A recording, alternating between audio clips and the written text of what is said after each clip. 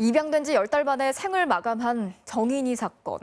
충격적인 학대를 저지른 양부모에 대한 사회적인 공분이 커지고 있는 가운데 저희 MBC가 정인이 사건의 수사 기록을 입수했습니다. 이 사건에서 이해하기 힘든 대목 중에 하나는 그럴 거면 도대체 왜 입양을 했을까인데 자신들의 친딸을 위한 목적이 가장 컸다는 게 수사기관의 판단이었습니다. 신재훈 기자가 단독 취재했습니다. 정인이가 묻힌 경기도 양평의 공원 묘지엔 아침부터 발길이 이어졌습니다. 처음엔 앙상한 나뭇가지 옆에 아이 사진과 명패만 덩그러니 놓여있던 묘지. 지금은 꽃다발과 장난감, 편지는 물론 간식과 쌀밥까지 가득합니다. 하늘나라에서라도 여기 늦었지만 많은 엄마, 이모들이 행복하길 바라고 있다고, 마음껏 행복하고 더 이상 아프지 말라고. 슬픔에만 그치지 않았습니다.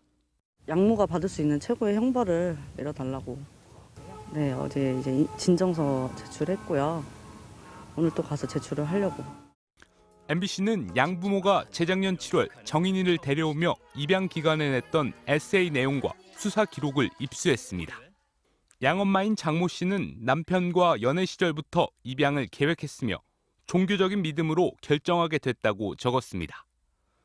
이 부부는 실제로 정인이를 돌봤던 위탁 가정에도 이렇게 말했습니다. 자기 딸보다 더 기도를 데려가려고 준비를 기도로 많이 했다는 둥. 이러니까 너무 정말 저희는 너무 잘 갔다고 생각했고. 하지만 실상은 달랐습니다. 양엄마 장 씨를 잘 알던 주변인들은 입양의 가장 큰 동기는 친딸에게 같은 성별의 동생을 만들어주기 위한 것으로 보였다고 경찰에서 진술했습니다. 실제로 장 씨는 친딸의 영어 공부 모임이나 가족 식사 모임 때 정인이만 혼자 어두운 지하 주차장에 두고 온 것으로 경찰 수사 결과 드러났습니다. 또 정인이의 눈과 귀에서 진물이 나오는데도 친딸과 함께 놀이터에 데리고 나왔다는 지인의 진술도 확보했습니다. 이런 모습에 저러려면 왜 입양을 했을까 의문을 가졌다고 합니다. 인터넷 맘카페에서도 활발한 활동을 했던 양엄마 장 씨는 입양을 하면서 정인이의 새 이름을 두고 맘카페에서 투표를 한 뒤 율하로 바꿨습니다. 이는 2살 많은 친딸의 이름과 돌림자를 맞춰 지은 이름이었습니다. 입양 뒤에도 남긴 글의 대부분은 친딸에 대한 것이었습니다. 정인이에 대해선 얼른 커서 수준 맞게 놀아줬으면 좋겠다는 말이 전부였습니다. 양모에게 정인이는 친딸에게 선물한 여동생에 불과했을지도 모른다는 추정까지 가능케 하는 대목입니다. 솔직히 아기는 한 번도 못 봤어요. 첫째만 봤어요. 둘째는 본 적 없어요. 장 씨의 심리 상태는 도대체 어떤 것이었을까? 장 씨는 주변에 정의안부터 걱정이라고 하고 남편에게도 우리가 입양을 너무 쉽게 했다. 이러다 죄받을까 무섭다라고 말한 것으로 조사됐습니다. 반면 친구에게 보낸 메시지에선 유라가 진상이라 참을인 100만 번 색이다 화병나고 있다. 어떤 방법으로 풀어야 할지 찾는 중이라고 적었습니다. 화병을 푼 방법은 결국 가혹한 학대였습니다.